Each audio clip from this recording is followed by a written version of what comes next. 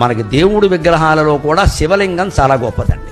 నేనేదో పక్షపాతంతో అనడం లేదు, శాస్త్రీయమైన లాజిక్, తర్కం. శివలింగం గొప్పది.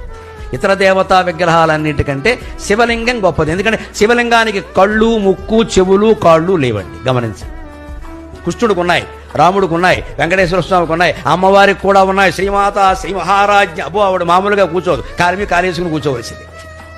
అవన్నీ ఉన్నాయి. శివలింగాన్ని మీరు గమనించండి, అంతే ఇలాగే బోడిగా అలా ఉండిపోతుంది. ఎందుకని?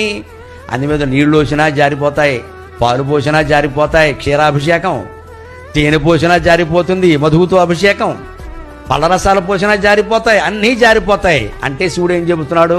నీ ఆత్మస్వరూపం ఇవన్నీ వచ్చాయి జారిపోతాయి, వచ్చాయి జారిపోతాయి, వదిలేయి వదిలేయి వదిలేయి. మాట వచ్చింది పోతుంది, చూపు వచ్చింది పోతుంది, వినికిడి వచ్చింది పోతుంది, స్పృహ వచ్చింది పోతుంది, అన్నీ పోతాయి. లింగం రూపంలో, శివుడు రూపంలో నువ్వు ఒక్కడవే మిగులుతావు. అదే చిదానంద రూప శివోహం శివో